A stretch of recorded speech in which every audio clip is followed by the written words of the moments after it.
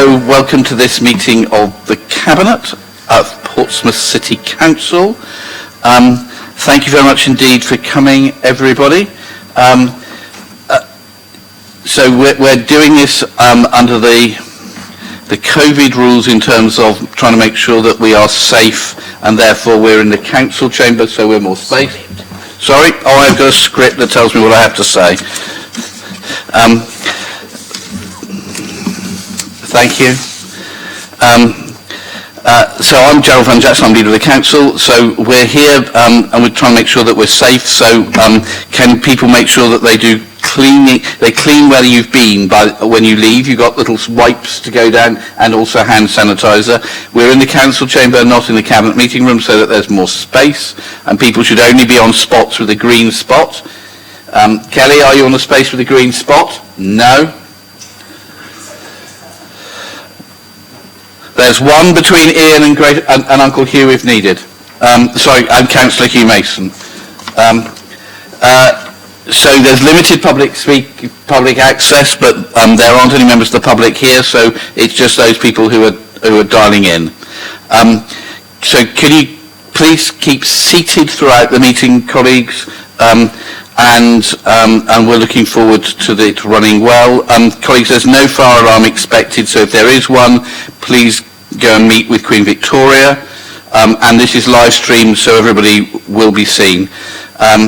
So we've got apologies for absence from Councillors Ben Dowling and Jason Fazackley, from Peter Bolf, and Colette, and Dave Emmett is here as representative of Colette. But we've also got Kimberly Barrett, Councillor Kimberly Barrett, who is self-isolating because of kids being pinged.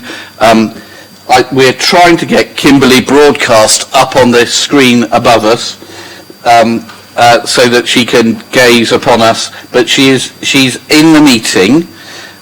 She's not allowed to vote because the government had decided that they want to bring people together in rooms for long periods of time to try to make sure that COVID is passed around the community, as opposed to doing things sensibly, which worked remarkably well beforehand. I have written to the Secretary of State to tell him about the unfortunate nature of our council meeting of last week being cancelled, because it was a complete and utter waste of time, energy and public money that we had a meeting which we could have done if we were allowed to do it remotely and got through all those decisions, but because of government rules that's not been possible. So, ladies and gentlemen, Kimberly's not allowed to vote, but she will, I think, speak to us through the ether at various points in the meeting. So, ladies and gentlemen, I think that's it for the introduction. We've done apologies for absence. Is there anybody else who we need to do apologies for absence for? No? Okay. And I know both Councillor Cal Corkery and Councillor Judy Smythe want to speak about the local plan when we get to it, and that seems fine. Cal and Judy, if it's okay, I'm going to ask Ian to present the report first before we come to others, if that's okay. There is an announcement I was going to make and an amendment I'm going to make, and I'm going to introduce those quickly before you speak, because I think it's important for you to know what our thinking is before you say something, if that's all okay. Okay, so colleagues, are there any declarations of interest? Does nobody here own large quantities of land in Portsmouth that is here for development? Ian, do you own large quantities of land? No, shocking. All right. Chief Executive, do you own large quantities of land here? No, okay, fine. So we're all in the same boat. Record of previous decisions. Colleagues, the minutes of the meeting of the 22nd of June are here. Colleagues, are you happy with these as a record of the meeting? Okay, thank you very much indeed. I'm going to take items 4 and 5 together, because one is the local plan and the other is effectively the timetable for consultation, and the two things sit together. And we don't need two debates over stuff. So can I start with Ian Maguire as Deputy Director for Planning and Economic 5 together, because one is... That was interesting. Ian, the floor is yours. Leader, thank you. Members, so we have items 4 and items 5 on the agenda. As they're being discussed together, I'll actually present them in reverse order. Item 5 is the local development scheme. That is the timetable for the preparation and examination and ultimately adoption of your new local plan. The amended timetable is laid out on page 3 of the local development scheme report, item 5, and it shows that we intend to do this next stage of consultation, the final stage, we hope, of the preparation of the plan under Regulation 18 this summer. And indeed, that consultation document is what forms item 4 on the agenda. Following this summer's consultation, we would then obviously examine those consultation responses, make any further necessary changes to the plan before preparing a final draft version of the plan that this council will then need to decide whether or not to submit to the Secretary of State and be a policy that you wish to take forward for Portsmouth, and that will be subject to a further final consultation under Regulation 19 in this winter. We would therefore anticipate, having obviously heard any feedback from that consultation and the final bits of administration, being able to submit the plan for the Secretary of State to examine in spring of 2022. That timetable is the core of the local development scheme, which is what we're asking you to approve today under the authority sought in paragraph 2 of item 5's report. The local development scheme itself is an appendix A to that report and lays out the broader issues around the broader development plan, which doesn't just include the local plan, but unsurprisingly it is the local plan being that which we are amending and its timetable, which is the main focus of the report and that appendix. So members, I do endorse that amended timetable laid out in table 1 of item 5 to you. The more substantive item... Can you hold on a second? We seem to be getting feedback, James. Anna, from somewhere. I know, I can hear it's the recording of Ian speaking later. So there's a 30-second delay. We might be sort of in Star Trek mode and it's going through the universe and coming back to us. But Ian, I think I'd carry on even if there is a slight echo of yourself. Well, hopefully I'll remain consistent with the echo. So the item 4, the substantive item, the Regulation 18 consultation document. As mentioned earlier, this is the last preparation stage of the plan, the last set of issues and options. So the consultation document does not reflect that which the administration has asked us to produce as the plan, because the administration is not yet at the point of producing the plan. These are a series of open and closed questions, depending on the nature of the topics under discussion, and I would certainly draw your attention, members, to paragraph 3.6 of the item 4 report, which details that while we have a large range of policies, there are 36 policy areas within this consultation document.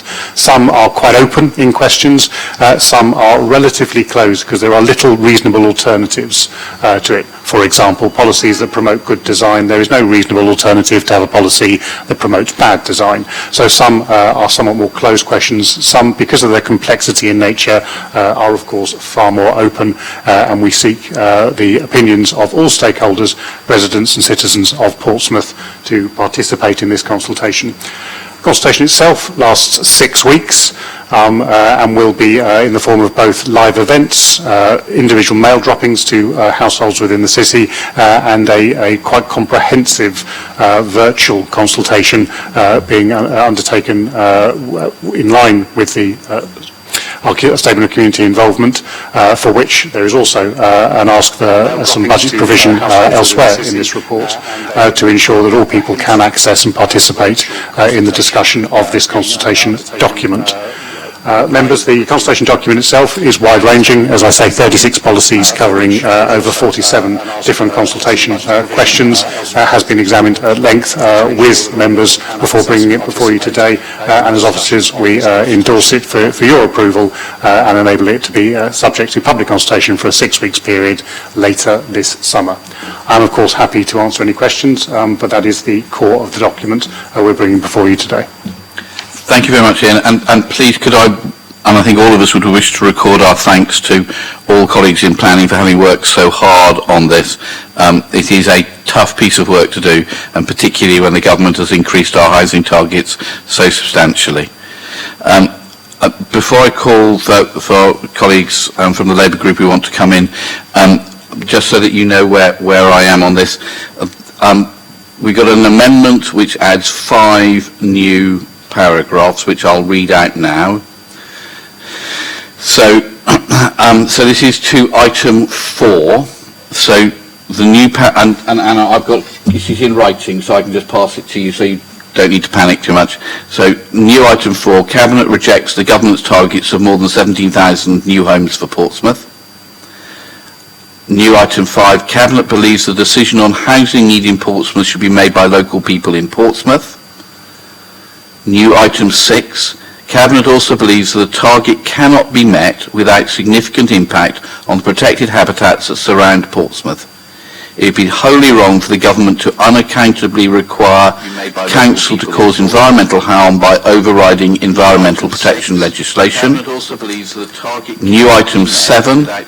Cabinet therefore asks the leader to write to the government to establish whether the Secretary of State for Housing, Communities and Local Government believes the housing target and the necessary associated development in the Tipner-Horsey Island area are of such overriding public interest as to justify the scale of development required and the impacts on the ecology in the Solent waters. And new item 8, which is the last: Cabinet believes that if the government does not consider there to be such a justification, then Portsmouth demands a significantly lower housing target so that environmentally sensitive areas are not forced into development. So I hope that's useful in terms of our proposals. One other thing I'm going to suggest is that the Tipner West development is a highly sensitive one, and where there is a great deal of interest. I think it is sensible to establish a cross-party group made up of 3 people per group to go through the detail of this, of the proposals, and to give people a chance to both understand and to challenge the proposals, and therefore that's what my suggestion will be. I don't want to wait until the council meeting, whenever that is, to suggest that, because by then we'll have gone through all the process of the local plan stuff, and we'll be too late. So I want to suggest it here so that we keep in tandem with what's going on with the local plan. So from our side, I'm going to suggest that the 3 people are myself, Hugh Mason as Cabinet Member for Planning, and Ben Dowling as Cabinet Member for Economic Development, because the economic development bit is as important as the housing bit in Tipner West in terms of the number of new jobs that it will create. So those are my proposals. I hope that is of some help, Cal and Judith, in terms of what you might want to say. If I could come to Judith, you'll forgive me, but Cal did let me know before the meeting, sort of in the right time, that he wants to speak. So I feel out of courtesy I should come to Cal first and then to you, if that's all right. It's more than all right, it's what we'd agreed. Oh, excellent. Good to see. Okay, Councillor Corkery, welcome, and good to hear you. The floor is yours. Thank you, Chair. I've got a number of points, I think 6 different points I want to make about different parts of the report, so would you prefer me to make them all as one contribution and then they can be responded to in turn? Okay, that's fine. Is that okay with you? That's fine, yeah, however you want to run it. I would just ask, obviously, that each point is responded to and addressed if possible. First thing I wanted to touch on in terms of the comms plan, I think it all sounds very sensible, and I think the idea of the virtual consultation sounds interesting and probably the direction that we need to be exploring for sure. The only suggestion I might make is that the number of face-to-face consultations are increased.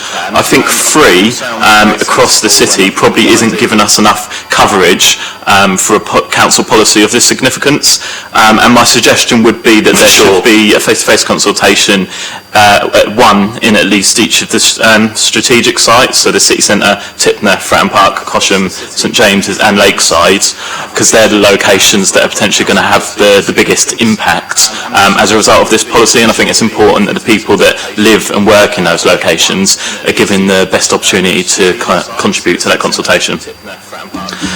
Secondly, in terms of the affordable housing part of the report, I'm glad to see that the 30% target for affordable housing delivery on private sites is included. I understand there was some discussion as part of the drafting of this document over whether that number should be lowered, and I think there was some proposals from consultants that should be reduced to 20%, which I would have very strongly objected to. I think even if it's at 30% and we get a couple of sites delivered at 30% and there are other sites where it has to be lowered on viability grounds, that's of a benefit to the city because we're getting extra units out of that, so I can't see why there would be any argument for reducing it. So as I say, I'm glad to see that 30% target has been included. There's mention also of first homes, so the government's new affordable housing flagship policy. I think there's a real risk with first homes that they end up pushing out rented housing that's secured through Section 106 agreements, and I know this is touched on within the draft report, but I think it's just worth highlighting this and ensuring that going forward we protect the delivery of rented housing, because it's rented social housing that the poorest and most vulnerable in our city needs, not a foot up to the housing ladder, which at the end of the day is most likely only to benefit people already on middle and high incomes. In terms of the policy towards Gypsy, Romney and traveller sites, I just wanted to pull up the report very quickly just to highlight a couple of bits which I wasn't quite sure about. I mean, my computer stopped working, but the point I generally wanted to make is the report states that there was no evidenced need for transit sites within the city, which I find quite hard to believe given we know the number of times that travellers do visit Portsmouth. It seems self-evident that there is potential demand for transit sites, so I can't understand why we wouldn't choose to at least explore the possibility of delivering those somewhere within the city. So I do object to that part of the report, and I would be interested to know how that conclusion has been arrived at. Very quickly on the community and leisure facilities policy, very much a needed policy, but it seems to me that it's only looking to protect existing community and leisure facilities, and I wonder whether actually we should be a bit more optimistic about the future and ensuring that we're providing new community and leisure facilities, particularly on the strategic sites, but potentially as part of any development. I think community facilities are really important, and I know that where community facilities exist as part of housing developments, there's quite a few around my wards, community cafes, community gardens, etc. They are well used and liked by residents and of significant social benefit. In terms of the strategic sites, just a question that I thought it might be interesting to hear the response to. I wonder if we've looked at doing site-specific viability assessments for each of the strategic sites. I know that this is something that other local authorities have done. I know that in London it's very common, clearly a very different context, but they, in that context, have been able to provide higher affordable housing requirements on specific sites because of the specific characteristics and viability of those. So I just wondered whether that's something that we should be considering as part of our planning policy. Maybe we already have and it's been ruled out, I don't know.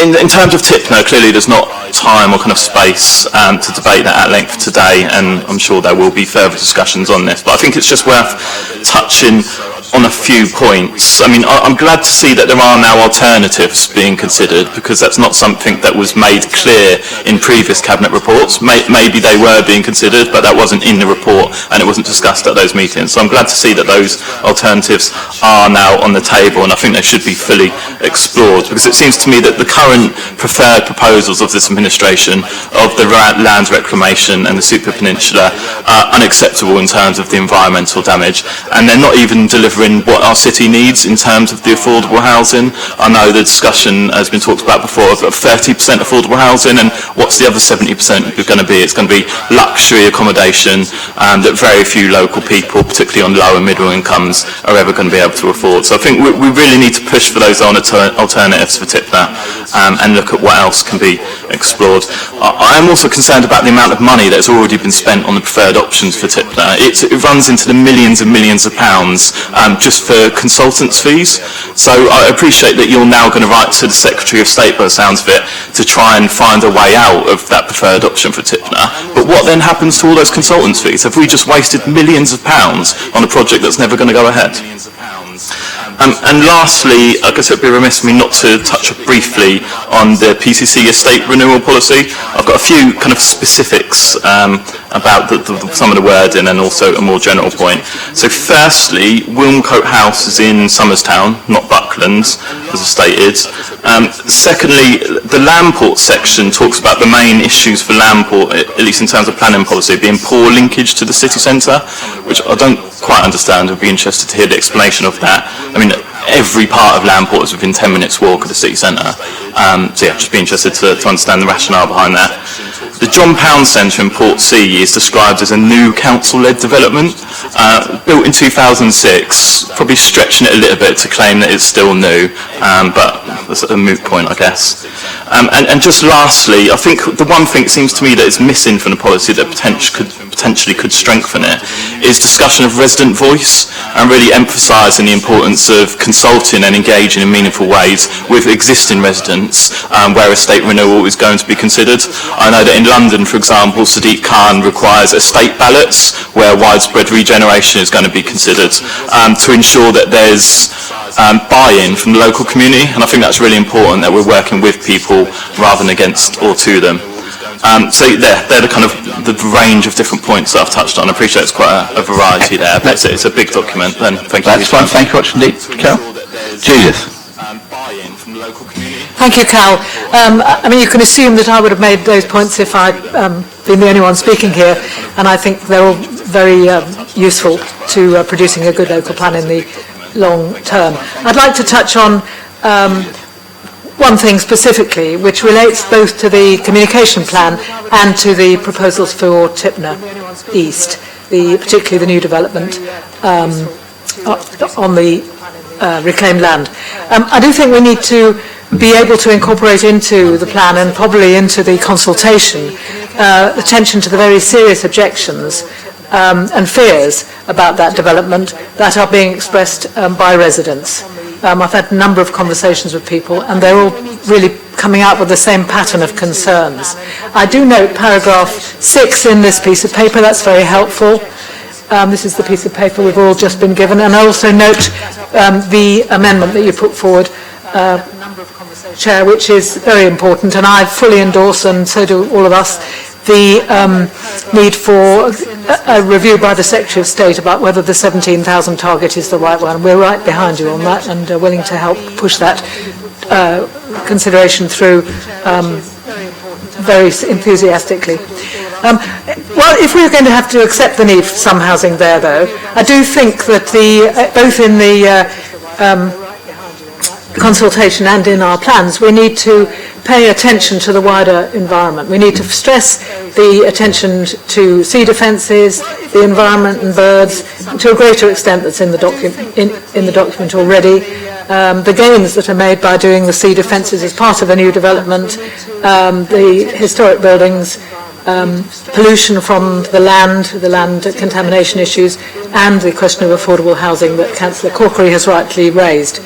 And above all, we need, when we're consulting on that, and indeed perhaps on some of the other strategic sites, to have an approach to public engagement that answers questions from the wider community in the form of a coherent plan for the whole of the northwest of Portsea Island, for example. The fears of people living in Samshore and Tipner, which I'm sure you're equally aware of, are to do with traffic, transport, parking, shopping, access for pedestrians and cycles, which will always be inadequately representative if we just look at the strategic site in question.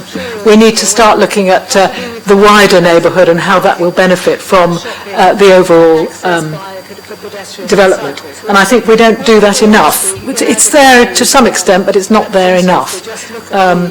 Because those are the things that local people are very frightened about.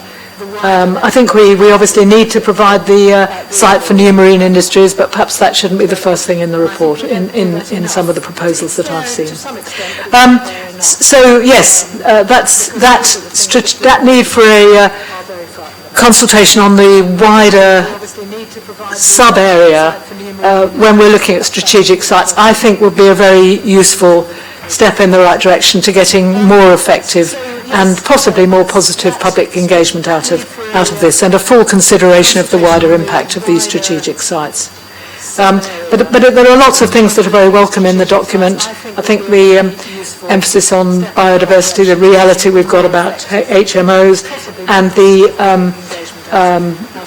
talk of public open space and about the biodiverse routes and all those things are very much to be welcomed. And we do welcome the idea of being on a working group for Tipney West, and also continuing on the working groups that we've got for the local plan. This is a tough time to be doing this, and it really is a very, very important document. So I think that's one of the things we need to get out to the public in general, is the crucial importance of this consultation over and above many of the others that we do on smaller sub-issues, because this will shape our city for the next 10, 15 years, and is extremely important because it'll be what guides our planning, consideration of planning applications in the future. I must say, Carol, I still think of the John Pound Centre as quite new because I'm quite old. I think we might have a generation gap here. Chair, thank you very much indeed for listening to us. Judith, thank you. I completely agree with your last point.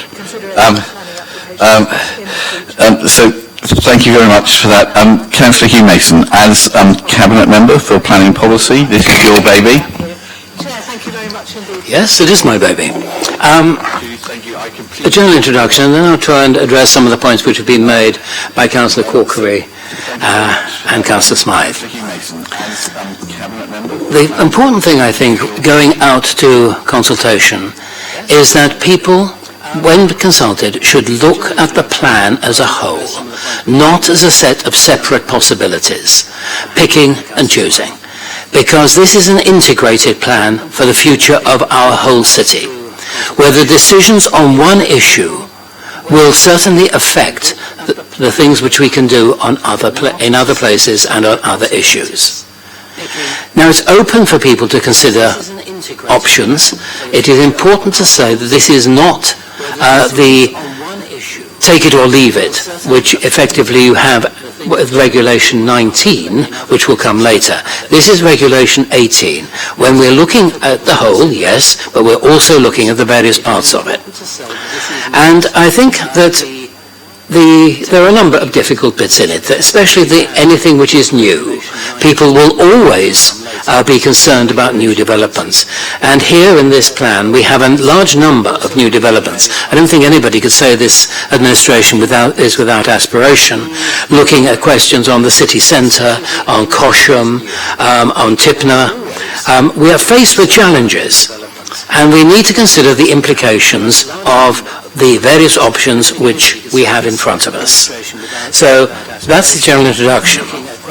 On the specific issues which have been raised by the other councillors, the communications plan, yes, if you can suggest particular types of consultations, I will certainly consider them, because I think it is important at this particular stage, the Regulation 18 consultation, that we consult as widely as possible and get as many good ideas from people as we can.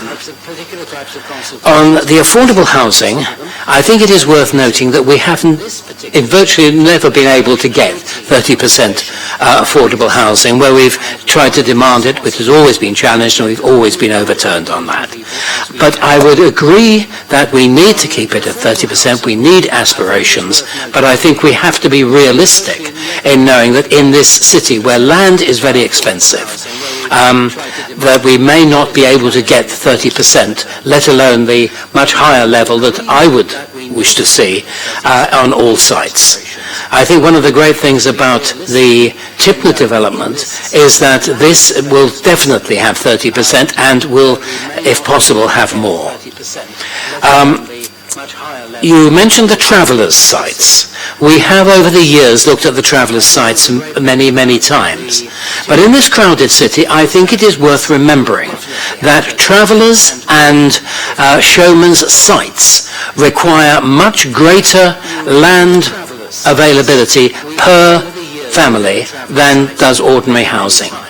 You can't pile caravans on top of each other. They need land around the caravans. It is a very land-demanding use of land. If you can suggest, if anybody can suggest suitable sites for travellers and show people, which do not reduce the opportunities for residents of the city, who must be our first consideration, then I will certainly be happy to consider them.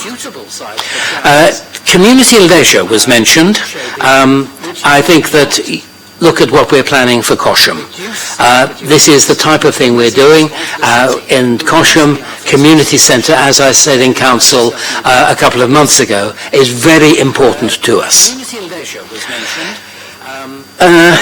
I will leave the PCC estates to my colleague Councillor Darren Sanders, who has a much greater handle on housing and housing redevelopment on the particular estates than I do. But we come, I suppose, to Tipner. There seems to be a lot of concern about the Tipner development, and certainly the officers who have been looking at this have spent time on 6 alternative strategies. We have discussed this in a regulatory panel with the Environment Agency, Natural England, the Royal Society of Protection of Birds, and the Hampshire Wildlife Trust, who we continue to negotiate and discuss and work with. They're not working against us, we're working with them to come to the best strategy. Because whatever we do, if we do anything at all on that northwestern part of the island, we will necessarily have to look at a 10% increase in biodiversity, and we will necessarily required to find alternative sites, compensatory sites for any environmental problems which we might cause. I haven't forgotten the dark-bellied Brent geese, not in any way, no one will let me. But we have put out to the public in this consultation 18 the three major alternatives, the 3 major things we could do. A very interesting and very aspirational plan for this. Use the land we have got, and only the land that we have got, and use it in somewhat different ways, or do nothing at all and let the thing slide into the sea. Those are essentially the 3 major options, and within those there are a number of sub-options which we have considered, and I think the working party, cross-party working group, which which we'll be setting up today, will consider in much greater detail. We have to consider these things, and nothing is written in tablets of stone. We are not dealing with the law of the Medes and the Persians here. And of course, the other thing which we have to remember when dealing with anything on that northwestern part of the island is that it is so low-lying. If you look at some of the documents which was being circulated to members recently, you will notice that if we do nothing with the sea defences at all, then large parts of the western part of the city will be in danger of flood within 50 to 100 years. We have got to deal with our sea defences and come up, as Councillor Smythe suggested, with a coherent plan for the whole northwestern part of the city, looking at industry, manufacturing, and I think little has been said about manufacturing in the northwestern part of the city, but there was quite a lot in the local plan, and I would commend it to you, because our city is one of the great advanced manufacturing cities in the whole of Western Europe. We are an advanced manufacturing city, and the opportunity to build on what we have done and to build a marine manufacturing capability for the most advanced marine industries is something which I certainly think we must look very carefully at, because the opportunities for this city, building on its heritage, moving forward into the future, are very great. So I would certainly commend the local plan which we have before us for general consultation, and I am certainly looking forward to working with my colleagues of all political groups and the independents to work on this plan to make sure that we can produce the best vision for our city. And as you will see from the document which was placed in front of you this morning, we are now being told that we must look ahead, not merely for 15 years as we have always done, but we must look ahead for 30 years. And so I may or may not be here as a councillor in 30 years' time. I think I'd be the oldest councillor ever if I were. It would be shocking if you were not here. Well, it's part of life, isn't it? But in 30 years' time, I want to see this city being the great city which it always has been. Thank you. Thank you, Councillor Hazelman. Councillor Sanders. Thank you very much indeed, Gerald. I would be delighted if I may formally to second your amendments to this. I would have to say much of this would have been discussed last week during what would have been no doubt another 10-hour council meeting if it hadn't been abandoned. So I think it's useful at the first available opportunity that we actually cement the things that are of interest to us. In particular, rejection of the government's housing target. I mean, I don't know about anyone else, but I regularly get people saying Portsmouth's full. We don't need any more homes. I know that's not true. But what I do know is the government's housing target is simply undeliverable unless we compromise things people do not want to compromise. They want to live in communities, not concrete. They would quite like some green space, thank you very much, rather than have huge tower blocks. And I think it's right that we do that. I think it's right that we decide our future. We have control of our future rather than some government-based algorithm which has a habit of going wrong. Also, I think it's right that we actually ask government to take on board some of the trade-offs that we have to do. And I want to come back to some of the comments that Cal and Judith have made. I think the first one is affordable housing. The council housing tenants are split in three ways. A third are on full housing benefits, so the conventional stereotypical housing tenant. A third are on partial housing benefit. Many of them have jobs, low-paid jobs, and they're in work poverty. A third have no housing benefit at all. They don't need it. So I think the idea that we should just, as Cal has indicated, is that we should just focus on rented accommodation. When actually, several of the people who talk to me in my world would quite like to have some homes, one, they can afford to own, and two, they can own, I think is something we've got to include. What the mix is, what types of people we have to do, I think is really, really important. But I do think we are going to have to include homes that people own. With regards to the notion of site-specific plans, we've already had two de facto site-specific plans. One was at Kingston Prison, and the other one is at St James's. The de facto site-specific plan is the Motor Neighbourhood Plan, which is a magnificent document, as one of the people who have writed. But I think that's also raised some issues with some of the developers, Cal, particularly at St James's, whereas you and I both know the developers are saying, well, we can't afford to do any affordable housing because it's going to cost too much to do up a listed building. So I think we're having those site-specific discussions already, but it may be that in other areas, and at Tipner we're going to have one anyway, and that's why I welcome this cross-party working group. We are not in a coalition in this council, but we have got many long-term things. I'm delighted that on this as on other things we're choosing to work together. With regards to the points around estate renewal and community engagement, I'm pretty sure that any errors in text the team will happily have a chat with you and others about. I would partially agree there are some poor linkages in Lamport. You live there, I was born there. I struggle to cycle around much of Lamport. Even if I could cycle, I would struggle to cycle around it. But walking is very good, particularly if you're walking through the estates. So I think there are some issues around that. And coming back to community engagement, I think Cal is right in that we want to learn the lessons of failure in London. the failure of Labour Suffolk on the Haygate estate and on the Aylesbury estate actually to engage properly with local people and actually give them some confidence is something that certainly I've learned when we've been working with the housing and regeneration teams on community engagement amongst the future, what will replace Horatio and Leamington houses. I know that we had a very good we have got a very good community panel. We've had a very good community engagement event on Saturday.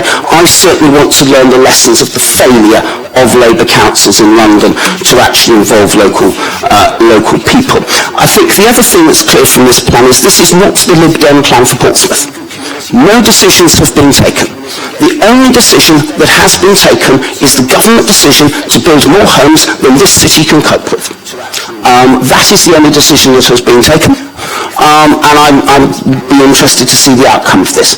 And then finally we get to Tipner, and I think your suggestion of a cross-party group, Gerald, is long overdue. And very, very welcome, because I think councils as a whole and the city as a whole needs probably a grown-up conversation about what this means. There are 6 potential options for Tipner, of which what Carlos described the preferred option, which is Lennox Point, is one. And I think we need a solid and detailed discussion around the good and bad points of each. I've had a look not only at the Lennox Point scheme, but also at the scheme of Mr. Watermentis, which I understand is a scheme my Labour colleagues have been very interested in. And I'm having read it, I'm intrigued that scheme suggests that we scrap the M275 and replace it with an A road. And you deal with the consequent traffic jam by building a roundabout on land the council doesn't own, which would be interesting. It also suggests that we build houses on what he describes as plots H and I, and local residents describe as Thamshaw Park and Adventure Playground. We want to put wildflowers on there, he wants to put flats. I would suggest he has good luck with the locals if he wants to try and do that. He also wants to build on what he describes as plot L, which is currently a plot used by Brent Geese. Good luck with the RSPB on that one. So I think we need a detailed analysis of all the options and also what all the options mean. Do any of the options mean that we have to forego our city deal money, which is implicit in what Cal said earlier on? I don't know. I don't fancy paying 49 million quid back. Does it mean that we have to spend money doing up the sea defences? I don't want Tipner East, Tipner West, Alexandra Park, most of Tipner to flood, thank you. But do the options mean we have to spend £39 million doing that? I don't know. I think that needs the grown-up discussion that Gerald, you've rightly put forward today. So I think there's some work to be done. I think it's worth consultation. No decisions have been taken.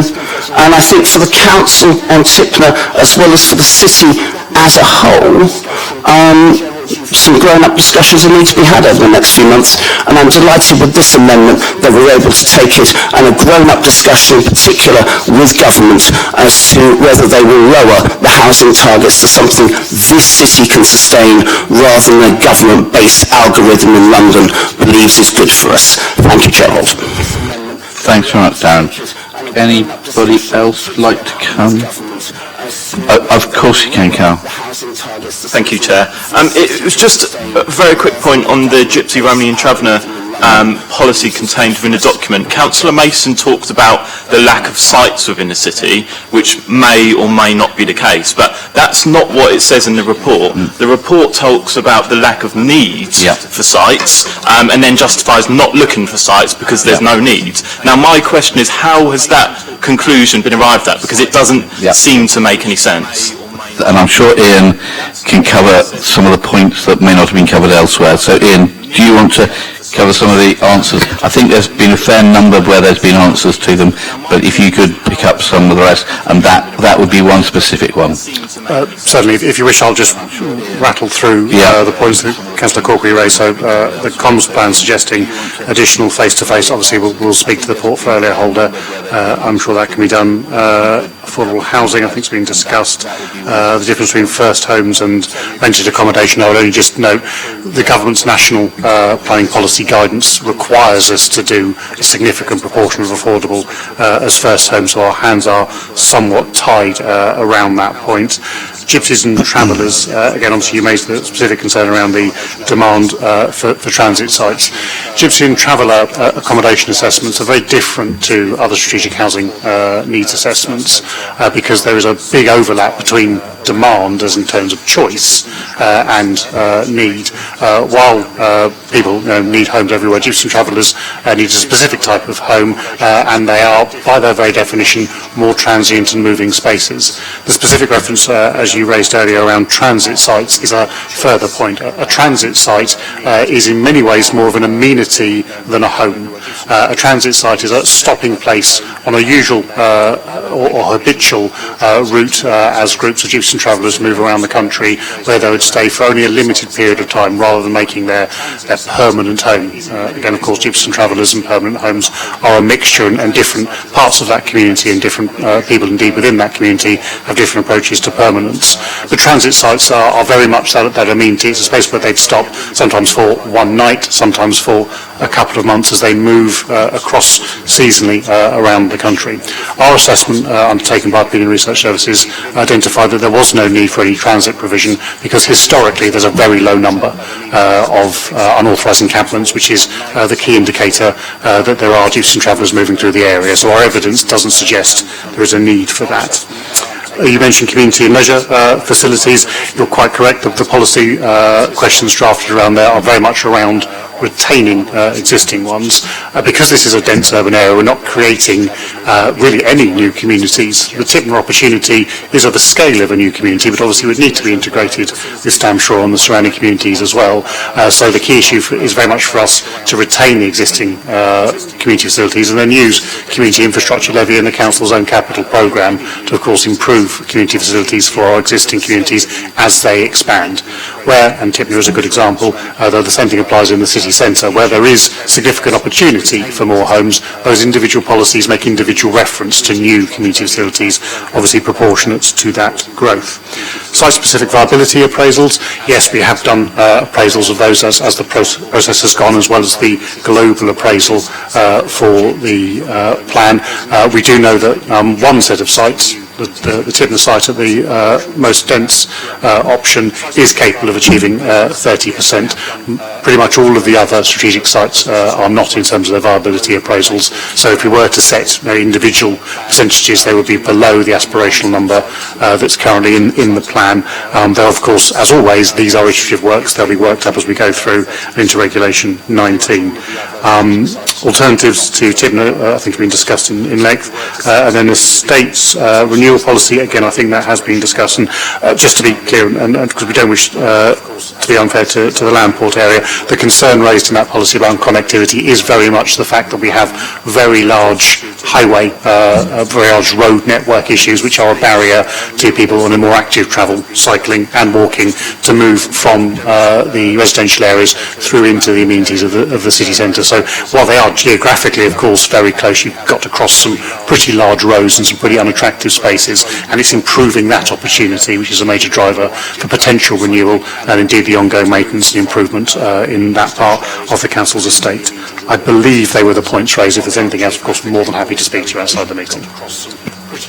Okay, thank you very much, Ian. Oh, sorry, Rachel. No, who? Chair? Oh, Judith, sorry, beg your pardon. Chair, I just wanted to very briefly set the record straight. Neither Councillor Corkery or I mentioned Walter Menteth's scheme. It's not a scheme we particularly support, although we do support looking at alternatives, and that is one that is available. And I was disappointed in that as a prelude to interagency working on this, particularly as Councillor Sanders has pioneered good interagency working in terms of the Homelessness and Rough Sleepers Committee. And I'd like the record set straight, please. It's not a Labour policy, and we came here and didn't mention it. No, that's very kind. Thank you very much indeed, and that's very helpful. Colleagues, just to conclude this, I think none of us would wish to be in the place that the government has put us. None of us operating, living and working in an island city surrounded by water or on the mainland by Portsmouth Hill believe that we can fit an extra 17 and a bit thousand homes into the city. It is just not feasible, nor is it sensible, and what that's going to do to people's lives and to the environment is very bad. And if we're able to work together to be able to reduce that number, then that will be great. But the whole of this plan is driven by the government's demand that we have to find land to be able to identify that. Now, I think that means that there's some really very difficult decisions for us. That's why I think the government should reduce the target. We are a unique city, and I think therefore we need a unique solution, not just have to be driven by a government target. But if the government stick to their target, we've got to be very, very careful.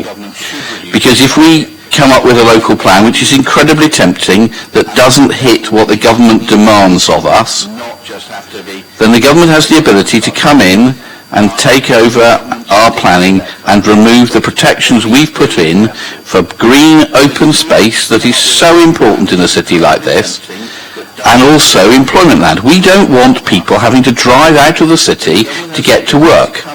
We want work where people can get to it quickly and easily without having to get in their car, even if they've got a car. So I think it's really important we protect employment space, and that's a huge driver within this local plan. I'm really pleased that there are real options around Tipner West, but I think we've got to be very, very clear that none of the options are easy. I am pretty sceptical about the proposal to expand the land at Tipner West. I think there has to be real justification for it. But I'm also really uncertain about what happens with the other options. So if we do nothing at Tipner West, we have to find space for 3,500 homes somewhere else. Now in reality, that means putting hugely taller buildings in the city centre. And do we want to do that? No. It might mean having to sacrifice green space in other parts of the city. Do we want to do that? No. Does it mean we have to sacrifice employment land so that people have to drive further to get to their jobs? We don't want to do that? No.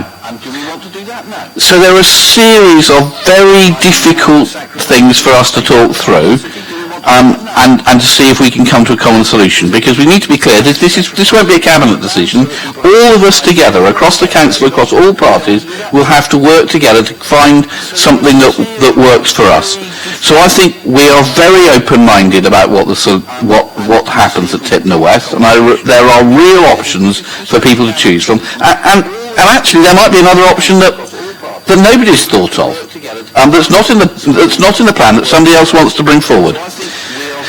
So thank you very much again, Ian and Rachel, for all this work. Just one quick thing. I'd like to pay tribute to James and the housing team for the consultation work they've done. I'm sorry, Tristan, but I regularly say to the people in transport, if they could get 80% response rates like the housing team do to consultations on traffic, we'd all cheer.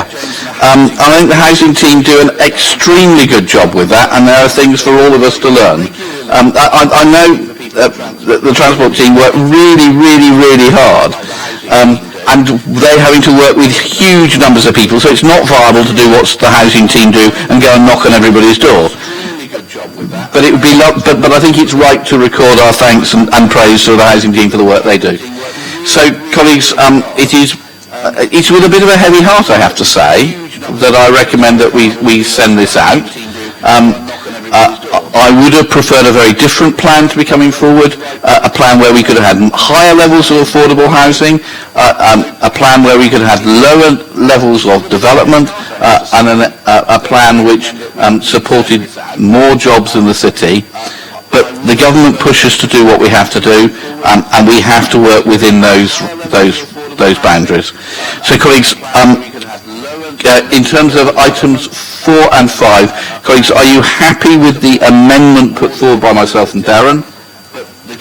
Thank you. Colleagues, are you happy then with the substantive that includes that and includes all the recommendations in items 4 and 5 as amended? Yes, thank you. Okay, I'm sorry that's been long, colleagues, but it's really important and will have an enormous effect on people's lives over the next 20 years and longer. Okay, moving on. Item 6, the future of waste collection services. Colleagues, this is a report, and Dave Emmett, thank you very much for coming.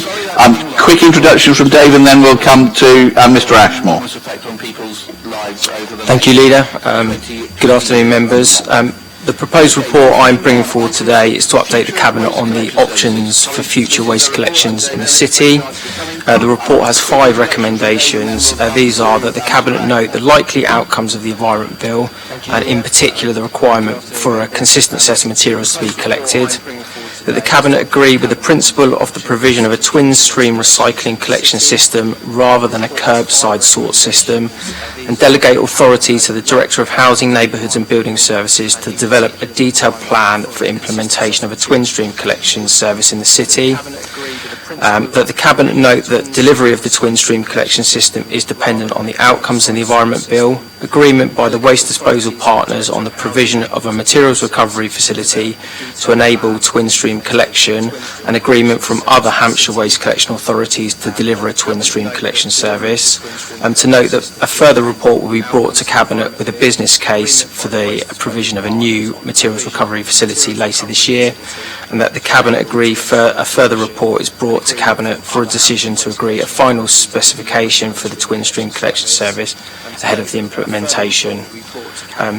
Just for background, Portsmouth City Council is classed as a waste collection and disposal authority and has a statutory duty to collect household waste from all domestic properties in the city.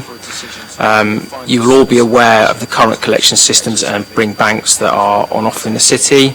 Portsmouth has a recycling rate of 26.7% and has improved due to the changes made to the waste collection system, as the amount of waste produced has reduced and the amount of recycling has increased. Portsmouth has one of the lowest landfill rates in the country at 4.2% of waste. The Council is keen to improve the range of materials that residents can recycle. The Environment Bill is progressing through Parliament, and one of the key outcomes will be the requirement for a consistency of collections in terms of materials to be collected. To deliver the aspiration for residents to recycle more and to meet the requirements of the Environment Bill, PCC will need to expand the range of materials collected to include other plastics, cartons and glass at the curbside. There may also be a requirement to provide free garden waste collections. There are a number of ways that we could collect these additional items, and we've modelled 2 main systems for consideration for recycling. A green waste service will be provided separately. A curbside sort collection system, and this would require residents to sort material into an additional 3 containers, which are then loaded at the side of a vehicle. This option would require significant changes to the existing waste transfer station network, which would include provision and development of additional sites that would need to be identified, secured, and appropriate planning permissions. There are also some practical terms in terms of 3 more containers being required, the difficulty in Portsmouth due to the narrow roads, increase in health and safety concerns for the crews with additional manual handling, and it's more expensive. A twin stream collection system, this would require 1 additional container, as carbon and paper would be collected separately, but glass, cartons, plastics, tins, cans and aerosols would go into the existing recycling container, and this would require a new materials recovery facility. Our current facilities cannot be retrofitted with the appropriate technology, so there is a business case for a new container MRF, which is currently being developed, and a separate report will be brought to Cabinet later this year. Along with our other Hampshire local authorities, some modelling work has been carried out to reflect the size of the required fleet, indicative costs and impact on recycling rates and of CO2e. It is worth noting that Hampshire local authorities currently use the same disposal infrastructure, and there are environmental and financial benefits of opting for the same recycling collection methods, either a twin stream or curbside sort. So the reasons for the recommendation are a twin stream collection service will mean that residents can recycle a wider range of materials. It is likely that PCC will need to make significant changes in order to meet the consistency of collections requirement. The twin stream collection will mean an additional 140 litre bin for card and paper. Twin stream has been modelled as suitable for all of the Hampshire authorities, and it's noted that all Hampshire local authorities share the same waste disposal infrastructure, and it provides the most cost-effective and environmentally beneficial solution to deliver the requirements of the Environment Bill. A business case is being developed for a new twin stream MRF, and the provision of additional materials collections will reduce CO2e by approximately 1,500 tonnes per annum and contribute to the city's target for net zero waste by 2030. I just thought I should highlight a couple of the legal comments. The Environment Bill, which is currently before Parliament, amends the Environmental Protection Act 1990 to require all waste collection authorities in England to arrange for the collection of household glass, metal, plastic, cards and paper, the 4 core dry recyclable waste streams, and this is subject to exemptions to be identified. The legislation will require the collection of items within each such recyclable waste stream separately from items within other recyclable waste streams. And given the full detail of the new legislation and supporting guidance has yet to be finalised, it will be necessary to keep this emerging detail under review in the course of developing the recommendations of a twin stream collection system and in considering further the implications for the Council's waste disposal functions. And just also like to highlight a couple of the financial points. It is anticipated that the changes to the way waste is collected following the enactment of the Environment Bill will likely require additional capital investment and ongoing revenue cost. These are not yet known, as are dependent on the final outcomes of the Environment Bill. The consultations indicate there will be some new burdens funding for local authorities to meet these costs, although there are no details on how this will work, and there is a possibility that some costs may have to be met by the local authorities themselves. The additional capital costs will come in the form of an additional modernised materials recycling facility and work on the transfer station network.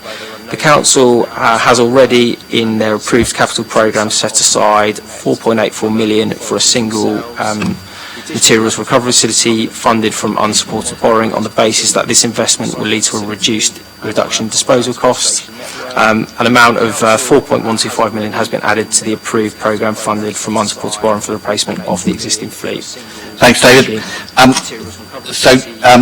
Mr. Ashmore, as portfolio holder, leap in. Sorry, Leader, but I was rudely awoken at 2 a.m. by a thunderstorm, so I'm not as dynamic as you. But it was dramatic, wasn't it? Did you get water through the roof? Yes. For the for an early shower. Yeah. What was I going to say? Obviously the report here about ways to increase recycling, reduce waste. That's music to my ears, Leader. One of the things that we've been keen to do, isn't it, is obviously improve recycling. We've introduced things around like Tetra Pak recycling banks and extra glass banks, and the food waste we've introduced, which has kept us ahead of the curve, if you like, before the Environment Bill was trying to standardise everything. But that, well, obviously, a lot depends on the Environment Bill, what final shape that will take. But if it does give us this new burdens, isn't it, new burdens money to help us do the glass recycling, which they've been promising for ages, that help us even more. But yes, this thing about twin stream recycling is obviously better than having to sit outside your house and put things in, while they separate everything to put it on the lorries, because that just wouldn't work in Portsmouth with our infrastructure, would it? We've been in discussions with the other surrounding authorities about which is the best way to go ahead with that, and I think that's a good thing that we're all kind of the opposite of diversifying, going together in the same way will help us in the future, to keep things standardised, because that's one of the things that a lot of people say. In this council you can do this, in this council you can do that. So the more it's all the same, the more better. So increased recycling, keeping ahead of the curve with the government on what we've done locally here in Portsmouth, all good, all a positive report. Thank you. Thank you. I thought it was a very good report, and the idea that we can do glass recycling door to door is an excellent move forward. I think we need to be doing this because we need to be doing it, not because of an Environment Bill that has been hanging around for several years now and seems to be stuck somewhere. So seems to me, Dave, entirely sensible that with being a city of terrace streets often quite narrow terrace streets, as Lynn will know well. We have particular issues with our transport network. So it seems a sensible and pragmatic approach, but I think it's highly welcome that we're going to be able to recycle more and different things door to door, so that we'll be able to push up those recycling rates. Colleagues, any other comments? No? Colleagues, are you happy with this? Thank you very much indeed. Household waste recycling operation update, which means the tip booking system. I'm sorry, I'm not going to ask Mr. Emmett to come in, because all of this is, there's some stuff about about what Hampshire's doing, but it's not going to have an effect on us. But the booking system at the tip has been incredibly successful, particularly in terms of not having queues of traffic chucking out fumes down by Port Solent. And it seems that that's a system that people have enjoyed and worked well. And therefore we want to keep it for the future, but we're wanting to include cycles as well, so that people are able to come up with their cycle with their carriers filled with stuff and be able to book in the same way. There's work we need to do to make sure that if somebody cancels a booking, that booking is released, so that we don't waste space. Mr. Ashmore, anything to add about the tip booking system report? Just said everything I was going to say. Excellent. No, you've also mentions for those that don't pore over every single paper of council meetings in the public there, that Hampshire County Council's approved the removal of their glass banks from their HWRCs, stroke tips, but we are not doing that. Okay. Thank you very much. Colleagues, are you happy with this one? Thank you. Excellent. Moving on. And Mr. Emmett, thank you very much indeed for your very short report on that item. Item 8, the annual status report on air quality. Mr. Lee, Richard, hello, welcome. Hello, Leader. And interesting to report on a very abnormal year, Richard. Yes, absolutely, Leader, and good afternoon, members. It is a report just to comment upon the impact of the COVID pandemic on our collection of air quality data during the calendar year 2020. The report recognises those impacts and hopefully fairly succinctly talks about those areas. Worth noting in section 3 that I've requested an extension in terms of our publication of the annual status report of 2021 on that data collected during 2020. I've now done so, and I have been engaging with the agencies of DEFRA, and we are communicating as to when that report is required, likely to be before the end of this calendar year. It's worth stating, however, that the majority of the data has been collected, has been verified, and we are very clear that there has been a significant reduction of nitrogen dioxide levels in the city over the calendar year 2020.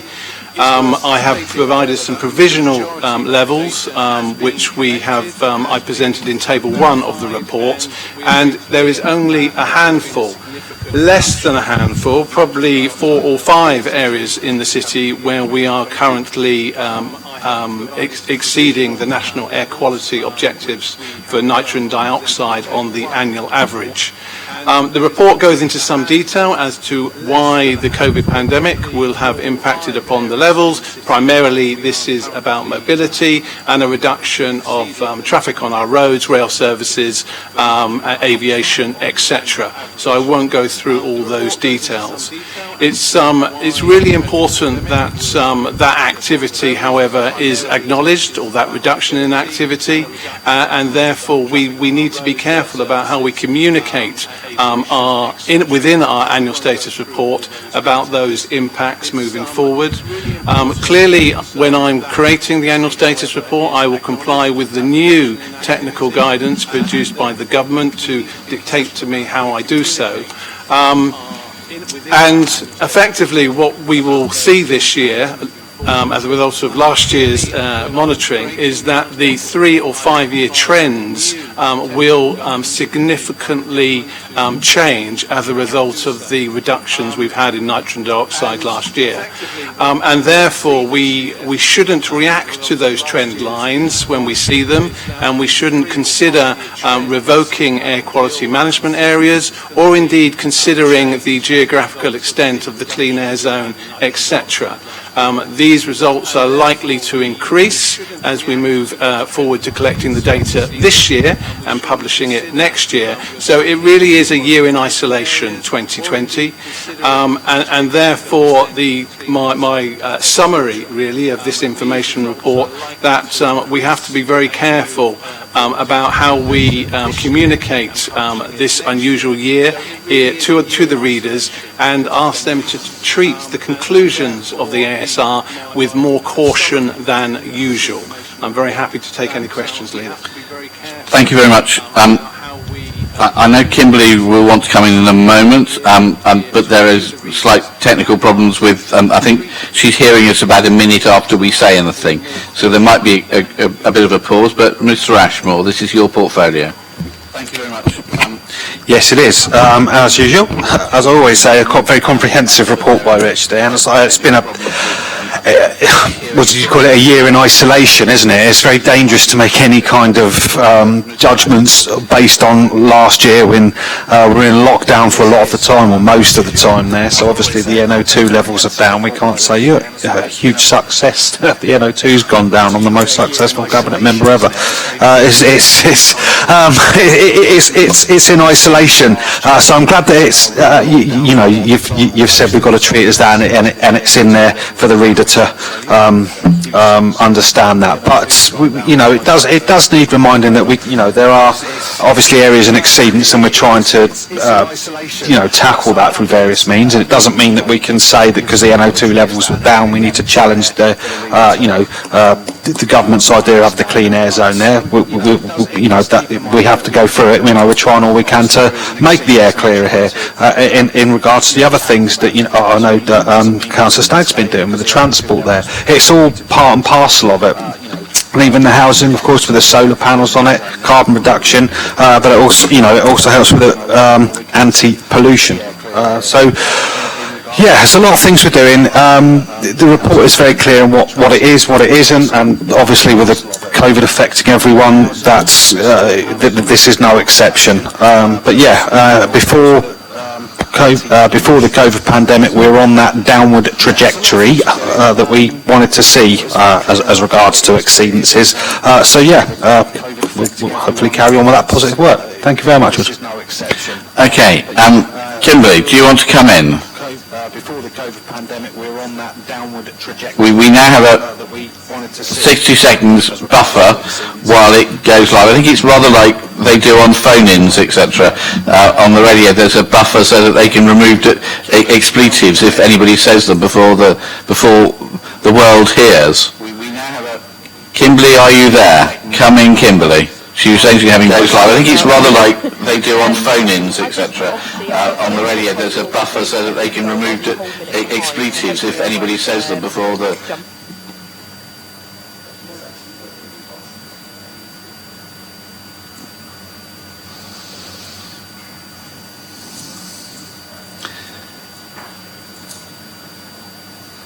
Kimberly, has the technology defeated us? I think it probably has. Okay, Kimberly, I'm sorry that we can't come to you. So I think Dave's absolutely right. You can't take this year as a sign of what is real. It's useful to see, Richard, and thank you and your team for doing it. But we can't take any decisions based on this data. It would be hugely encouraging if this was real, but it isn't. Therefore, we need to not kid ourselves and pretend things in terms of air quality are better than they are. We therefore need to keep forward with the work to improve the air quality in the city. Thank you for your team for giving us real data, and we look forward to real data to inform us about what's really happening when that's available. Colleagues, are you okay with that? Lynn, are you all right with that? Okay. Okay, folks, happy with that. Richard, moving on to you. Next one, Port. Yeah, thank you, Leader. This is another information report regarding our responsibilities as a Port House service. We've always had a Port House service in Portsmouth at the International Port, but obviously this is the first time we've had to increase our provision down there as a result of leaving the EU. So it's been very much a year of challenge. Clearly the government sort of indicated their timetable for developing a border control post at the international port towards the end of 2020, and the challenge is that we have to deliver that within 12 months. So it's a very difficult year with regards to those challenges. It is important to recognise that these are legal responsibilities that we have to deliver various official controls at the point of entry. These are the most important of which are probably the sanitary and phytosanitary controls, or SPS checks, but there are a range of others. The SPS checks will require 100% documentary checks as of October this year, and in January and in January 2021 we'll have to deliver identity checks and physical checks to ensure the products are exactly what they say on the tin or in the box. There is some doubt, however, about the October timeline. So with all those goods coming through the ports, we were planning to deliver this service from October for 100% of documentary checks, but there is now some date. The timetable delivered by the government has already slipped by 6 months, both in terms of documentary checks and the ID and physical checks, but there is likely to be some further slippage around the October timeline. All these checks have to be delivered in a very prescribed manner, as set out within various pieces of legislation and outlined within the border operating model, which is being published by the government. One of the key areas of our consideration is how many of these checks will we be required to deliver. And that is a question mark which I've been pondering over the last sort of 8 months or so. We have very little information about what's coming into the port, how much of what is coming through the port, and the reason for that is prior to this year, clearly there wasn't a need for that data, and therefore it wasn't available. So I've been looking very carefully at manifests, etc., to try and get an indication of how many checks will be required. Unfortunately, the variations in those estimates vary significantly from around about 50% out to something like 200% out. And these are variations that I've been communicating with the government. So it's very difficult to plan a service, to design the workforce, shift patterns and so on when I have very little information about what's coming into the port. Ultimately, we know that we've got to develop the staffing resources, and we started this at January this year, and effectively we are recruiting in the region of 30 staff to deliver those checks, perhaps around a 365 24/7 rota, but potentially only around a 18-hour rota depending on the need of the international port. We've engaged with the government in regard to our recruitment process, and we are aware that whilst we can employing staff with the right qualifications and experience is rather difficult. For an example, we now have to recruit staff who are official veterinarians, something that we have never employed at all across Portsmouth City Council. I'm very pleased that we have a number who may be joining us in the next few months. But it's been very difficult to recruit the right quality of staff. There are some operational issues around all our IT and the build of the BCP, but I'm informed that it's going very well. But of course, we only have 5 months before the end of the year, and the timetable was that the the build needs to be completed by the end of October, so I can gain access to the BCP and then ensure that all the processes are ready to go for the 1st of January. I'm very pleased that the progress is, however, being made in that regard.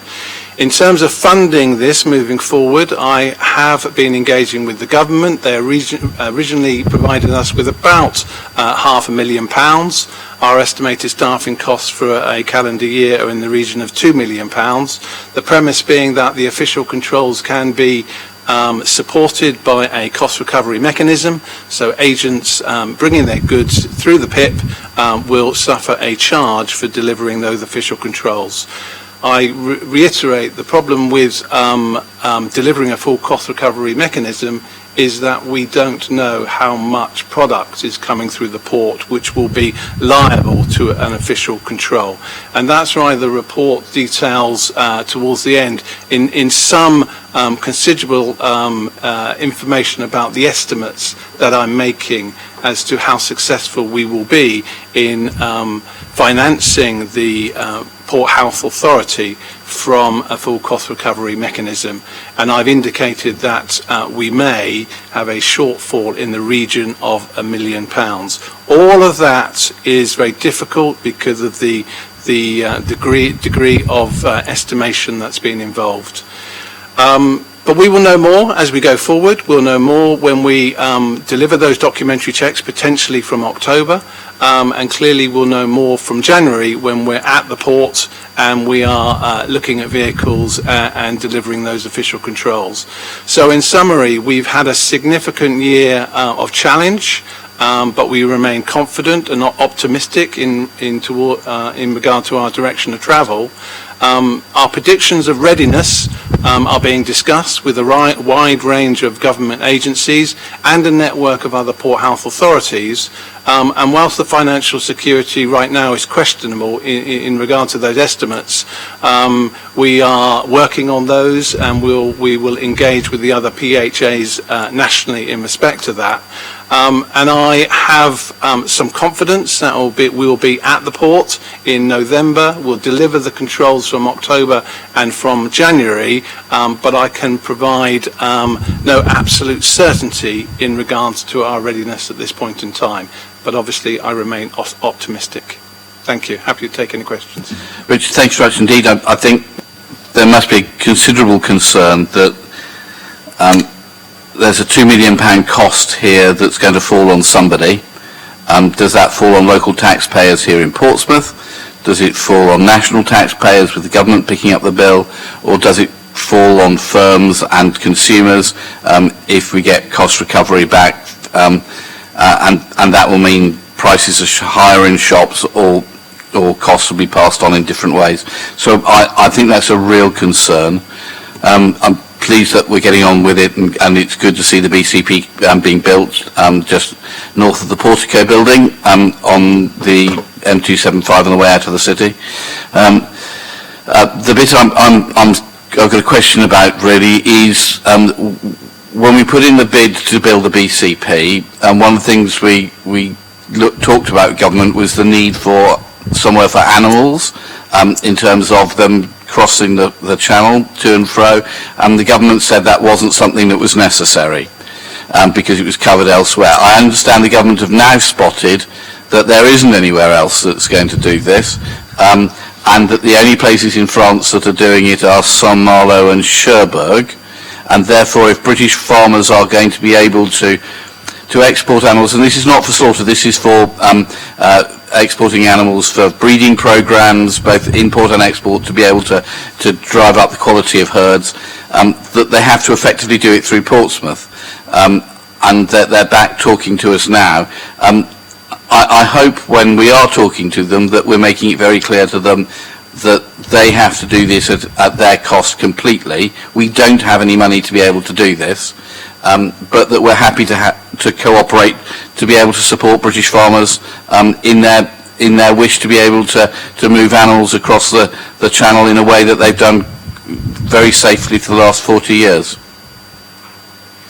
Leader, I'm not directly responsible for the build of the BCP, or indeed the Just running it. around the, indeed running part of it, or indeed the live animal facility. But I know that those conversations are being had, and indeed they're very similar to my conversations around asking the government to pay for the provision of the Port Health Authority for next year at least, because of the delays in delivering their timetable of official controls. Okay. I think it's really important that we stress to government again and again, council taxpayers in Portsmouth should not be picking up the bill for government incompetence over Brexit. And we'll need to push hard to make sure that the government does pick up that. Colleagues, anything else on Port Health stuff? Hugh. Just a couple of questions going on which comes out of this report, because this report shows, I think more than anything else, the uncertainty which has been imposed upon the port by Her Majesty's government. And there are two areas where I am concerned about the uncertainty which we face. One is in this area of dealing with live animals. I know that there is a national shortage of veterinarians. Are we in a position to be sure that we will be able to find sufficient veterinarians in time to be able to deal with live animals? And my second question really is, the port is a very small, very efficient port, but it doesn't have very much land. Are you able to do what is required on the land which you have got? The answer to the second bit is yes. Well, okay. The answer to the first bit, I'll leave with Richard. In terms of live animals being exported and imported, they will unlikely to fall upon the responsibilities of Portsmouth City Council, more likely to be on APFA, the Animal Plant Health Agency. Okay. All right, folks, are you happy with this report, ladies and gentlemen? Thank you very much indeed. I come to items 10, 11 and 12, which I was going to take together. And it's lovely to see Alison. I think the first thing we need to do is to record our thanks to Alison for all her time with us here in Portsmouth, and that she's moving to pastures new. But Alison, thank you very much indeed. Your time with us has been very, very good, and you've made a major impact in children's lives in the city. So thank you for everything you've done. Thank you very much, Leader. That's really appreciated. Okay, I'm going to take these three reports together, and I'm sure you'll be grateful if I am relatively brief. But your discussion... We'll be overjoyed. You'll be overjoyed. Your discussion so far has been around issues which affect very large numbers of people. These services that I'm going to talk about affect far smaller numbers of people, but I know they are nevertheless services that are very important to the Council. So the first two reports are annual reports from the Fostering Service and Adoption, respectively. Fostering is run by the City Council, and I have my colleague Jackie Clark here, who runs the service if people have detailed questions. But essentially, this is a really strong service. We have a large number of fostering households in our in-house service. The recruitment has been really good during the pandemic, despite not being able to do face-to-face events. So it's a service in very good health.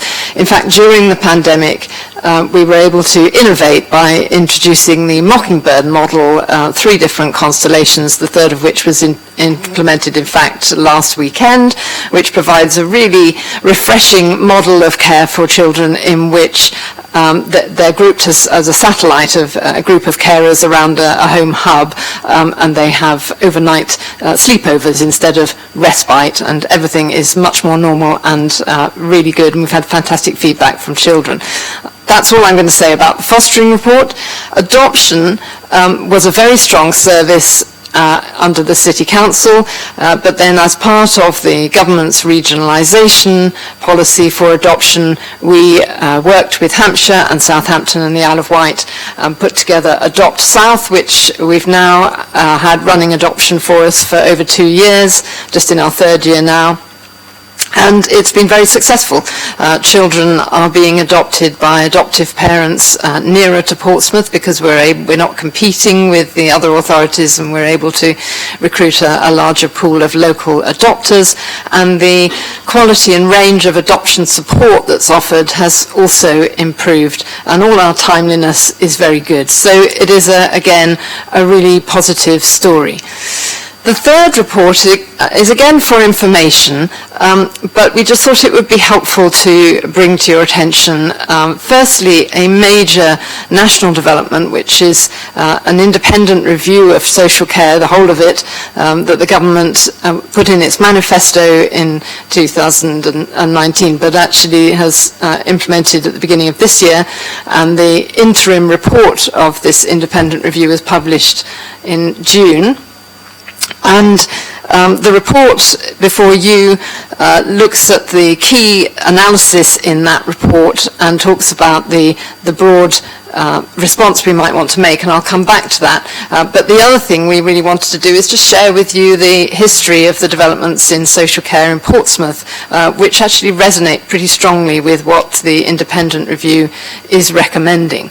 So if I come to the independent review, there's three strong lines of critique which are made about the existing system. There's some quite colourful language used about the existing system in the review. It refers to our social care system as Jenga held up with sellotape, which some people have felt doesn't quite do justice to the quality of work that's done every single day by social workers up and down the country. However, the analysis that there is not enough help given to parents to help them to look after their children so that they do not need to be taken into the care of local authorities, that the children who are taken into care need more help to create and sustain a network of loving relationships around them for the rest of their life. And thirdly, that the market for independent children's homes is broken because of the intensity of demand and poor supply. All that critique is actually very fair, and I'll come on when I talk about what we've done locally to how we're working on those issues in Portsmouth. But there is also in the report some discussion about whether it's possible for a single service, namely children's social care run by local councils, to both support families to look after their children and to protect children. And there's the suggestion that a platform might be being created for arguing that we need to separate these two. And we understand that what the review has been looking at is the possibility of a national child protection service, leaving local authorities only with family support. In Portsmouth and across the country, actually, there is a strong rejection of that argument.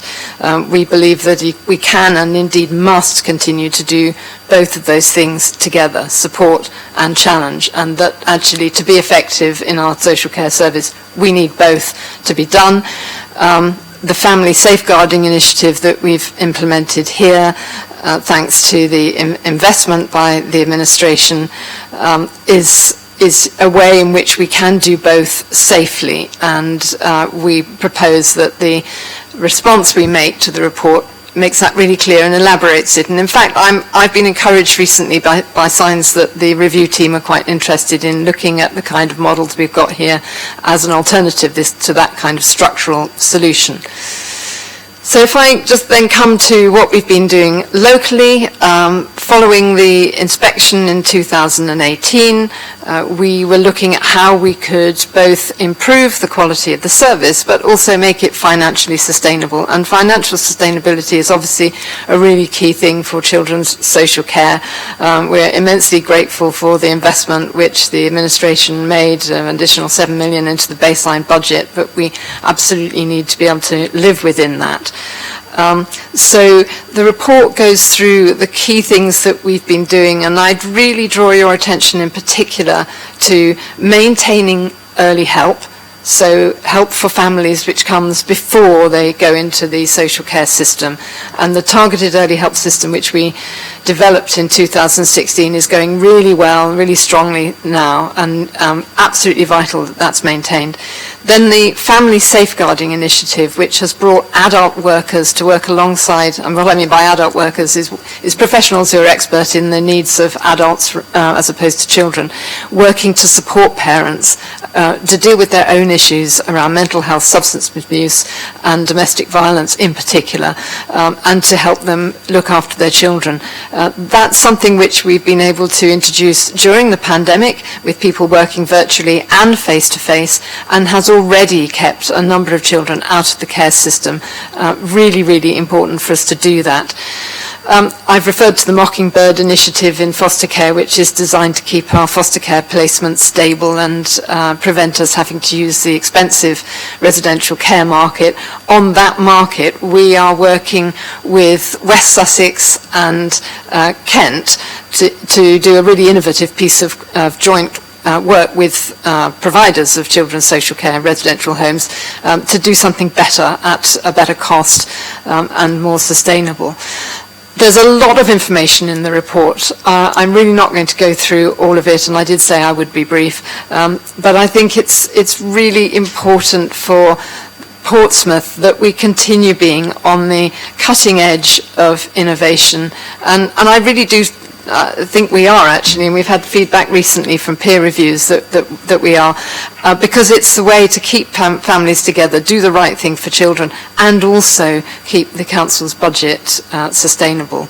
So I'll stop there, but very happy to answer questions. Thank you very much indeed, Alison. I thought it was really important that these reports came here, because it seems to me there can be nothing more important that the council does than finding homes for kids who can't live with their families, either permanently or for a while, and that we all need to take a responsibility for supporting those services and recognising how incredibly important they are. So I'm very pleased they came here, and I think we need to keep this. So Susie, let us know what else we need to know.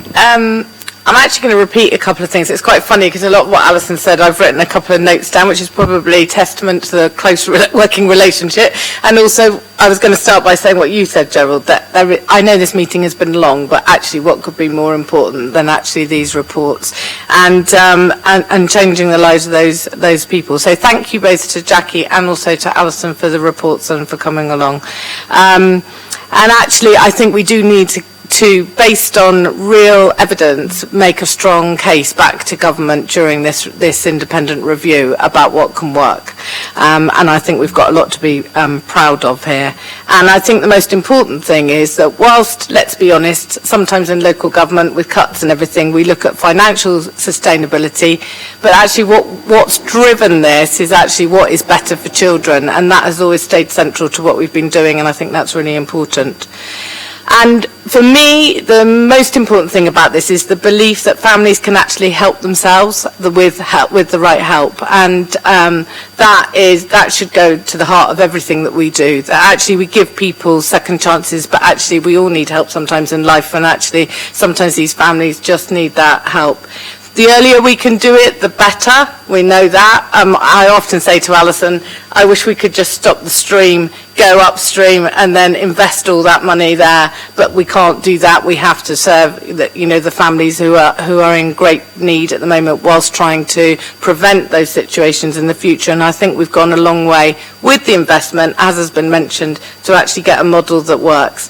I'm really proud of the fact that it is a single service, that we can actually, we can use a restorative approach to actually build up relationships with families, whilst also challenging, because none of us want to hear about any negative stories for those families which could be devastated. So social workers do amazingly at making those really, really difficult calls of when to stay in there and work with families, and when actually to step in and actually for the sake of the child to actually take them away, either temporarily or even permanently. So the single service that we have is something I'm proud of, and the restorative approach that we're actually embedding in not just in children's social care, but also in our education system as well. And for me, bringing the portfolio with education and children's services together, for me, was, whilst a big workload, actually the right thing to do, because we need to be looking at the relationships that these children have in schools and the way we treat people, so that they then take those home and they can be part of that early help. The safeguarding we've been talking about, but actually I do want to put a spotlight on the Mockingbird. That was my first decision I made when I took on children's. It was right just before the beginning of lockdown, and I was new to it, and I thought, how on earth is this going to happen? Obviously not knowing how long the pandemic was going to go on. It has been amazing, and what better model than to actually create a family of foster carers who can then help those children, and with those, and then that ripple effect going out. We've got 3 constellations already, and we are a pioneer on the South Coast. We have to say that all the time. So they're the key points I wanted to highlight. I know there's a bit of repetition there, but this is it is something that we should be really proud of. Never complacent. The pandemic has shone a light on all the inequalities that were there before. It's not a service where you invest that money, you get it right, and then you can go home. It's going to be there all the time, and we know the inequalities that we have in our city, which across all portfolios. So thank you for the reports, but I'd also like to just echo what Gerald has said, but say a massive thank you to Alison. It's just been, I've learned so much from her, and her values just permeate every single decision that she makes. And so a personal thank you from me, Alison. And it is our loss in Portsmouth, but I have to put a positive spin on this. There are loads and loads of families and children who are going to benefit from your decision making elsewhere in the country. So we've got to be pleased for them. Okay, colleagues, Susie, thanks so much indeed. Just one other thing, Alison. It would seem to me the idea of separating out child protection from family help and having different organisations doing it seems to me a foolish move. I think one of the things we learned from the Climbier report was having separate organisations doing different bits meant that young girl fell between different stools and lost her life. We know that families move in and out of needing different levels of help and support at different times, and having to move between different organisations doing it seems to me to be a recipe for disaster, and that all the work that we've done in terms of child protection says that that's the wrong way to go. But Alison, you wanted to come back. Only just to say I completely agree with that, and practice elsewhere in the world where they currently do have that separation is being reviewed by those countries as not helpful, and in the past we have had that separation and abandoned it for all the reasons that we've been discussing. So yeah, there is a very strong case for not doing that. And I also just wanted to pick up something that Councillor Horton said around the impact of the pandemic. There is a section at the end of the report about risks. There are a number of headwinds that we face, so it is incredibly important to keep going with this strategy in order to keep children as safe and protected as possible. Thanks very much, Alison. Colleagues, you happy with the recommendation, including to say thank you to Alison in an official way? Thank you very much indeed. Heritage strategy. Kelly, welcome. Thank you, Councillor Vernon-Jackson. So I'm conscious of time, be really brief. The purpose of the report is to present a draft heritage strategy to Cabinet for approval to enable consultation with stakeholders. We've already discussed the draft with colleagues in Historic England and had the benefit of input from an independent consultant who has expertise in national lottery funding. As I set out in paragraph 3.5, it's been quite some time in the organisation since we've had a single heritage strategy that kind of guides how we conserve, interpret, but also celebrate our heritage in the city, and also sets out how we'll balance the needs of the heritage agenda with obviously wider development in the city. And obviously there's huge links around how we best conserve assets is actually to find uses for those assets.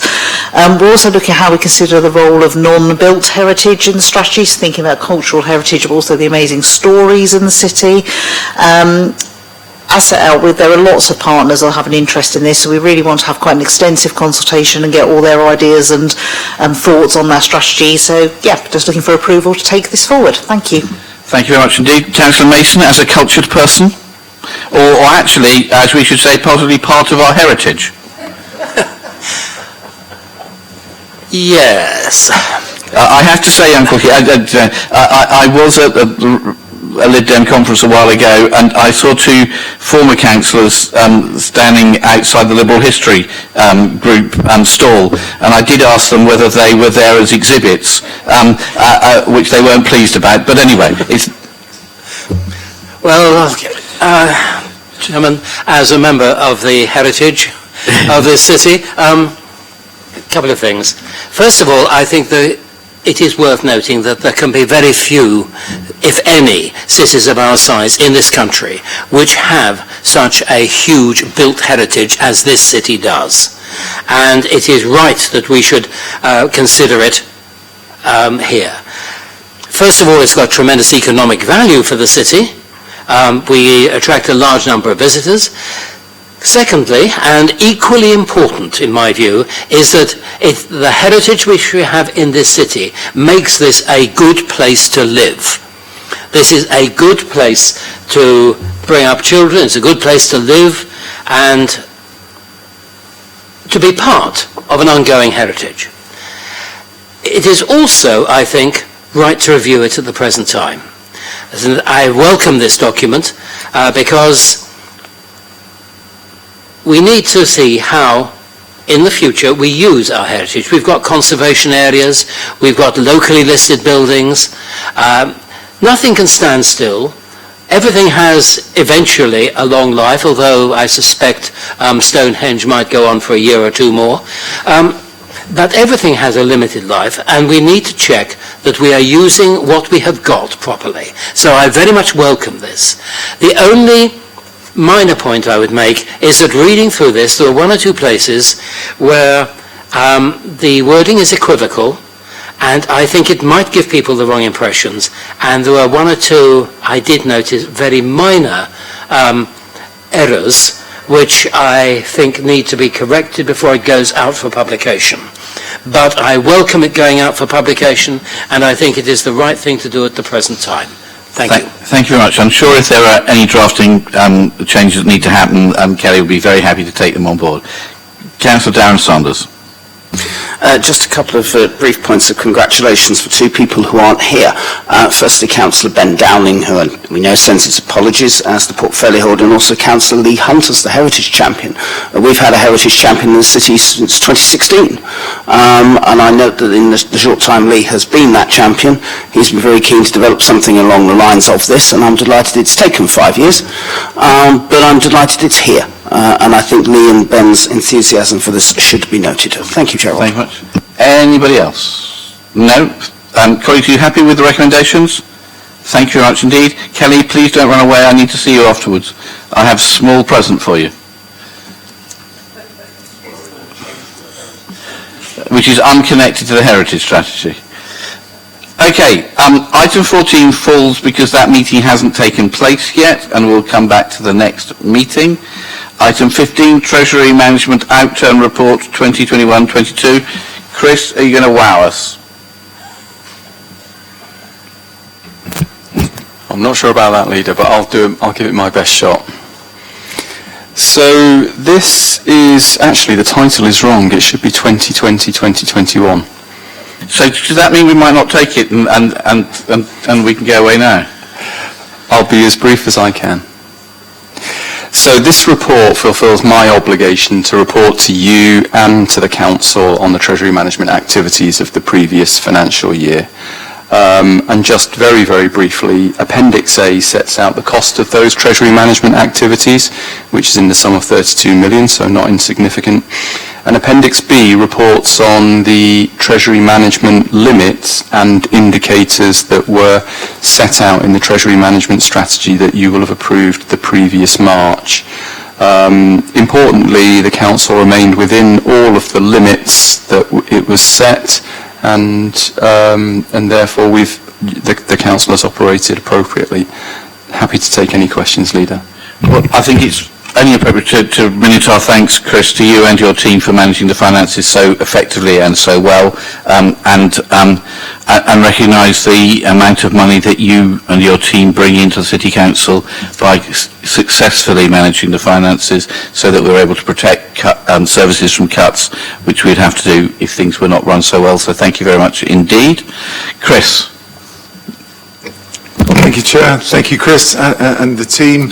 I'll presuppose members and other interested parties had access to their Treasury Management Output Return Report Dictionary, reading it. It's not an easy read, Chris, but Appendix C goes some way to explaining what we're being asked to note, which is Appendix B. And as has just been said, that I think the city can be assured that we're doing what we should be doing in the way that we should be doing them. We're operating in a financially responsible way. So thank you very much. Thank you, Chris. And Councillor Ashmore, could we recommend that if there is another major storm and that you can't sleep, that this report has a significant use? Noted. Okay, colleagues, is everybody happy with that? Thank you very much indeed. Colleagues, thanks very much indeed for attending. Please can you make sure that you wear masks while going around the Guildhall to comply with their rules, and I hope everybody has a good day. Thanks, folks.